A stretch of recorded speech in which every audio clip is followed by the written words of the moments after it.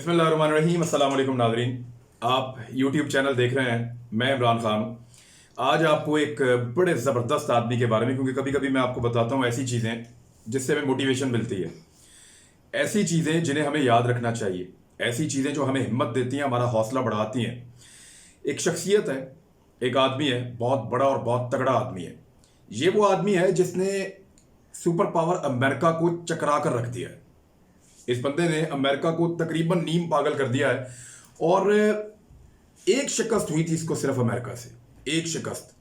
ये पिछले 19 साल से उस शिकस्त का बदला ले रहा है, और इसने वो हालत कर दी है अमेरिका की कि अमेरिका इसको ढूंढ ही नहीं पाता। इसकी कोई तस्वीर नहीं है उनके पास, इसका कोई रिकॉर्ड नहीं है उनके पास। कोई नहीं जानता कि ये आदमी कब, कहां, क्या करेगा, कुछ पता ही नहीं है। यानी वो कहने को अपने आप को सुपर पावर कहते हैं, दुनिया के मुल्कों को धमकी देते हैं, लेकिन एक आदमी है जिसने 19 साल से इनके लिए दर्द सर बना हुआ है। उसने इनका क्या हाल किया और कहां कहां पे क्या नुकसान किया, वो सारा कुछ मैं आपको बताऊंगा। लेकिन उस आदमी के बारे में जानना बहुत जरूरी है। अमेरिका की टेक्नोलॉजी आप जानते हैं, उनके पास ड्रोन्स हैं, उनके पास सैटेलाइट्स हैं। उन्होंने सहराओं की और पहाड़ों की खाक छान मारी है, लेकिन इस बंदे को नहीं ढूंढ सके। वो हमेशा नाकाम होकर वापस आते थे और इसको काबू नहीं कर पाए। उल्टा इस आदमी ने अपनी हिकमत अमली से और अपनी समझबूझ से और अपने ईमान से अमेरिका की वो हालत की कि इसने जब चाहा, जहां चाहा, वैसा ही किया जैसा ये चाहता था। और कुदरत ने भी इसको सपोर्ट किया। अफगानिस्तान के पत्थर ऐसा लगता है कि इसको सपोर्ट करते हैं, अफगानिस्तान की चट्टानें और वहां की हवा इसको सपोर्ट करती है, क्योंकि अमेरिकन आउटसाइडर्स हैं और ये उन्हीं से लड़ रहा है और लगातार लड़ रहा है। ये बंदा है कौन, मैं इसका नाम आपको बताऊंगा, थोड़ा सा इसका बैकग्राउंड बताऊंगा, फिर आपको बताऊंगा कि ये किस तरीके से इतनी बड़ी ताकत के सामने इस आदमी ने उनको घुटनों पर लेके आ गया है अमेरिका को। अमेरिका जो अपने आप को सुपर पावर कहता है, इसने अमेरिका का इतना नुकसान किया कि कई मुल्क मिलकर नहीं कर सकते उतना नुकसान। ये एक आदमी इतना भारी है।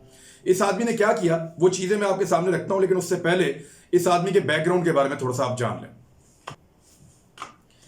इसका नाम है मुल्ला इब्राहिम सदर। मुल्ला इब्राहिम सदर हम इन्हें कहते हैं, लेकिन इसका जो असल नाम था जब ये पैदा हुआ, ये जोगरान का एक गांव है, जिला है संगीन और सूबा है हेलमंद।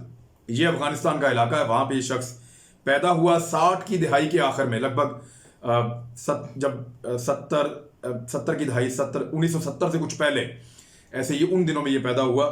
तो अभी भी इसकी उम्र जो है वो 50 साल के लगभग या उससे थोड़ी ज्यादा बनती है। तो ये शख्स जो है ये संगीन में पैदा हुआ, जहां पे वो अनार, आपको याद होगा कि बड़े जबरदस्त, उनके बड़े मकबूल हैं, बड़े मशहूर हैं पूरी दुनिया में। उनके संगीन के इलाके के अनार पूरी दुनिया में, बल्कि पाकिस्तान में बहुत आते हैं, इंडिया में भी जाते हैं, पूरे खित्ते में लोग वहां से अनार लेकर खाते हैं। तो वहां ये पैदा हुआ, और ये वो इलाका है जहां पे बड़ी घुमसान की जंगें हुई हैं और बड़ी लंबी जंगें हुई हैं। जिन दिनों में ये बड़ा हो रहा था तो रूस ने अटैक किया हुआ था अफगानिस्तान के ऊपर। सोवियत यूनियन के साथ जो है वो मुजाहिदीन लड़ रहे थे। उस लड़ाई के आखिरी हिस्से में ये भी अपने बड़ों के साथ मिलकर लड़ता रहा, अपने बाप के साथ मिलकर। जमीयत इस्लामी वहां पे ग्रुप हुआ करता था, और वहां के लोगों के पास कोई दूसरी ऑप्शन नहीं थी। वो खाने के लिए अच्छा देते थे, हथियार देते थे, लड़ने की तरबियत देते थे। तो ये अपनी फैमिली के साथ मिलकर उस जिहाद का हिस्सा रहा जो रूसियों के खिलाफ लड़ा गया। लेकिन जब रूसी वहां से चले गए, इसका नाम था खुदादाद, जो इसका असल नाम था। जब ये पैदा हुआ तो इसके माँ बाप ने रखा, वो नाम था खुदादाद। तो खुदादाद सलाहियतें तो इसके पास बहुत है, वो मैं आपको आगे जाके बताऊंगा। ये जो बंदा है ये उस जंग में शामिल रहा, हत्ता के रूस के टुकड़े टुकड़े हो गए, और वहां पे एक इंटरनल लड़ाई शुरू हो गई मुजाहिदीन के मुख्तलिफ ग्रोहों में। शुमाली इत्तेहाद वाले तालिबान के साथ लड़ पड़े और कुछ मुजाहिदीन के ग्रुप्स बन गए, वहां पे लड़ाई शुरू हुई। तो इसने और इसकी फैमिली ने फैसला किया कि हम आपसी लड़ाई का हिस्सा नहीं बनेंगे। ये वहां से निकला और पेशावर आ गया। पेशावर में इसने एक मदरसे में तालीम हासिल करना शुरू कर दी। ये बात है 1992 की। 1992 की बात है, जब इसकी उम्र लगभग 25 साल के करीब थी। इसने वहां पे पेशावर के अंदर मदरसे के अंदर तालीम लेना शुरू की। वहां जो इसके साथी तलबा थे, उन्होंने इसको जो है एक नाम दे दिया। उन्होंने कहा ये सदर है, सदर का नाम इसको मिल गया, और इसके बड़े अच्छे मानी हैं। और हम सब जानते हैं सदर का मतलब सरबराह। ये खुद ऐसी सलाहियतों का मालिक था जिनकी बुनियाद पे हर चीज को लीड करता था। कोई मसला होता था तो आगे बढ़ता था, कोई बात होती थी तो सवाल उठाता था। तो इसके अंदर बहुत सारी सलाहियतें थी, और ये फिजिकली बड़ा मजबूत आदमी था जिस्मानी तौर पे। तो इसलिए जो इसके साथी तलबा थे उन्होंने इसका नाम रखा सदर।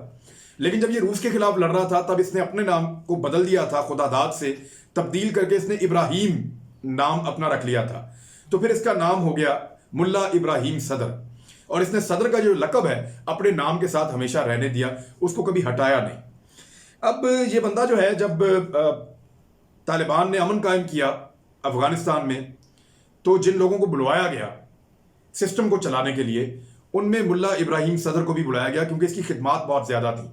इसने अपने ख़ानदान के साथ मिलकर जो सोवियत यूनियन था उसके खिलाफ बड़ी ज़बरदस्त लड़ाई की थी और बड़ी ज़बरदस्त मुज़ामत की थी और बड़ा नुकसान पहुंचाया था, और ये बड़े ज़हीन लोग थे। तो इनको वापस बुलाया गया और मुल्ला इब्राहिम सदर को कुछ जिम्मेदारियां देने का कहा गया।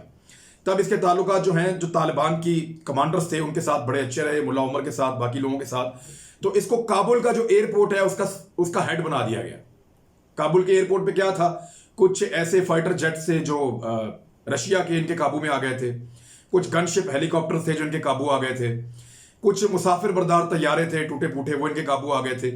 तो इनको एयरफोर्स का हेड बना दिया गया, अफगानिस्तान की एयरफोर्स का हेड। और काबुल का जो एयरपोर्ट है वो मुल्ला इब्राहिम सदर के हवाले किया गया। और ये वो एयरपोर्ट था जिसकी कोई सहूलतें नहीं थी। ये वो एयरफोर्स थी जो दुनिया की सबसे गरीब और कमज़ोर एयरफोर्स थी। इनके पास कोई जदीद तैयारे, कोई जदीद सामान नहीं था। ये शलवार कमीज पहनते थे और उसके ऊपर इनके कुछ दोस्त हैं, उन्होंने जो इनका हुलिया बताया उसके मुताबिक ये बारिश आदमी है, नमाज के और रोज़े के बड़े पाबंद हैं। उसके अलावा ये शलवार कमीज पहनते हैं और उनके सर पे एक तुरबान जो उनकी होती है, काले रंग की पगड़ी, वो ये हमेशा अपने सर पे रखते हैं। सादा शलवार कमीज और काले रंग की पगड़ी, ये है इनका मुकम्मल लिबास।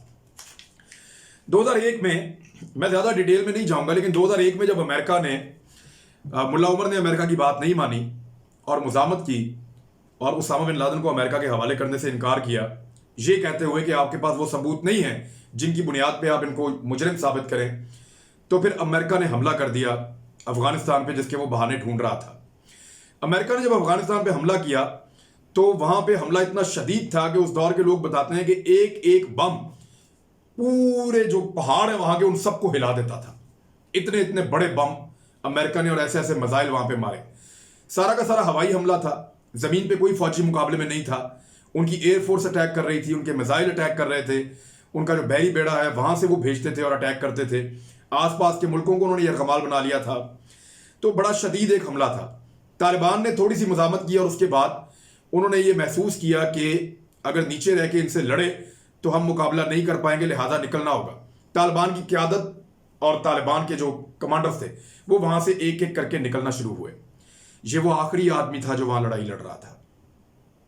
इस बात के शवाहिद मौजूद हैं कि मुल्ला इब्राहिम वो आखिरी आदमी था जिसने काबुल को नहीं छोड़ा। वो लड़ता रहा। उसको इस बात का अंदेशा हुआ कि शायद ये हमारे ऊपर कोई केमिकल वेपन्स का जो है वो अप्लाई करने वाले, तो उसने अपने फौजियों को मास्क भी दिए कि आप इन्हें पहने और पहन के लड़ें। ये उसकी गलती थी क्योंकि अमेरिका ने वहां पे दूसरे हथियार तो इस्तेमाल किए लेकिन केमिकल वेपन्स इस्तेमाल नहीं किए। उनको जरूरत नहीं पड़ी क्योंकि वो इतनी ताकतवर फौज से वो लड़ नहीं रहे थे। मुल्ला उमर ने शहर छोड़ते वक्त जब वो पहाड़ों की तरफ जा रहे थे तो जो उनके बारे में एक जुमला उनका मशहूर है, उन्होंने एक तकरीर की थी जाने से पहले। उसमें उन्होंने कहा था ये अमेरिका जिस तरह हम पे अटैक कर रहा है हवा से, हम इनका मुकाबला ऐसे नहीं कर सकते। लेकिन मेरी बात एक याद रखिएगा कि ये ज़मीन के रास्ते से अफगानिस्तान में दाखिल होने की कोशिश करेगा और असल जंग तब शुरू होगी और तब हम अमेरिका का मुकाबला करेंगे और अमेरिका को शिकस्त देंगे।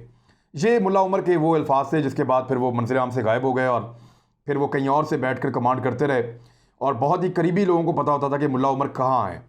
लेकिन मुल्ला इब्राहिम ने आखिरी वक्त तक मुकाबला किया जब तक कि इनका बहुत भारी नुकसान नहीं हो गया। इनके लोग इन्हें कायल करते रहे कि यहाँ से निकलो, लेकिन ये शिकस्त तस्लीम करने पर राज़ी नहीं हो रहे थे। बिलाकर वो शिकस्त हो गई और मुल्ला उमर को पसपाई इख्तियार करनी पड़ी और वो पसपा होकर पहाड़ों की तरफ चला गया। लेकिन वो शिकस्त है जिसका बदला वो आदमी आज तक ले रहा है। इस आदमी ने मार खाई हुई फौज को, इस आदमी ने तबाह हाल मईशत के बावजूद जख्मी तालिबान को इकट्ठा किया और उनको एक ऐसी गोरीला फोर्स में कन्वर्ट कर दिया जिसके बारे में कोई सोच भी नहीं सकता था। हथियार नहीं थे, सहूलतें नहीं थी, बहुत सारी चीज़ों का फुकदान था, पैसा भी नहीं था लड़ने के लिए, और एक बहुत बड़ी फौज नेटो की, पूरी दुनिया की फौज अफगानिस्तान में दाखिल हो रही थी ज़मीनी रास्ते से। उस वक्त मुल्ला इब्राहिम सदर ने यह फैसला किया कि मैं इनका मुकाबला करूंगा और अपने जेर निगरानी जो कमांडर थे उनको गोरिल्लाज में कन्वर्ट कर दिया और एक गोरिल्ला वार का आगाज़ किया।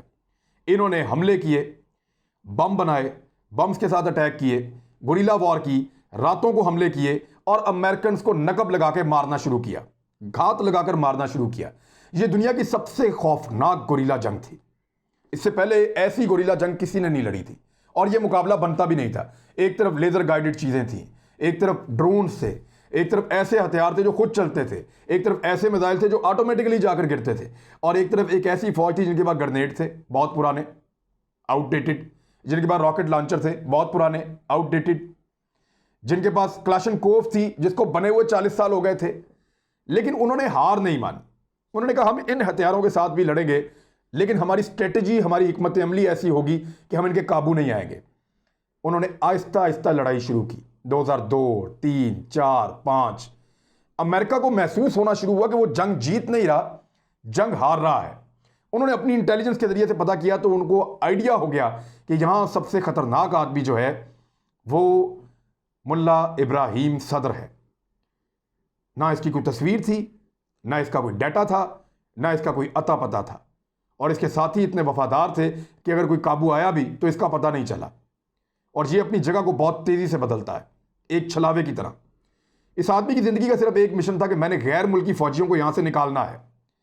पहले भी रूस के साथ जब ये लड़ा तो इसीलिए लड़ा था और इंटरनल लड़ाई का हिस्सा नहीं बना, जो अंदरूनी लड़ाई हुई उसका हिस्सा नहीं बना। इसने कभी किसी मुसलमान का खून नहीं बहाया जब तक कि वो जाकर मुखालिफ फौज के सामने खड़ा ना हो जाए या उनके साथ खड़ा ना हो जाए। लगभग 4000 अमरीकी इसने मारे हैं। 4000 अमरीकी। एक अमरीकी के मरने के ऊपर वो क्या वावेला करते हैं आपको पता है, एक आम अमरीकी के, लेकिन उनके ट्रेंड सोल्जर्स 4000 इसने मारे हैं। उनको अरबों डॉलर का नुकसान इस एक आदमी ने दिया है अपनी फोर्स के साथ। ये इतना तगड़ा आदमी है, इतना खतरनाक आदमी है मुल्ला इब्राहिम सदर। अमेरिका के लिए खौफ की अलामत और अफगानिस्तान में कब कहां ये क्या कर दे वो नहीं जानते। ये मुल्ला मोहम्मद अख्तर मंसूर से भी इसके ताल्लुकात आजकल बहुत अच्छे हैं, जो मुज़ाकरात चल रहे हैं अमेरिका के साथ। हुआ ये कि इसके कुछ साथी जो हैं वो बैनुल-अक़वामी मीडिया तक पहुंचे और इसके बारे में कुछ खबरें निकली। उन साथियों ने इसके बारे में जो इंकशाफात किए वो बड़े अजीबोगरीब थे। इसके पुराने जानने वाले लोग, वो लोग जो पेशावर में रह जाते थे या यहीं के रहने वाले थे, वो तलबा जिन्होंने इसके साथ वक्त गुजारा हुआ था, उन्होंने, जिन लोगों ने इसको लड़ते हुए देखा अफगानिस्तान काबुल में जब अमेरिका ने अटैक किया था, उन्होंने कहा था हमने आज तक अपनी ज़िंदगी में इस तरह लीड करते हुए ना किसी कमांडर को देखा और ना कभी सुना और ना कभी पढ़ा अपनी ज़िंदगी में।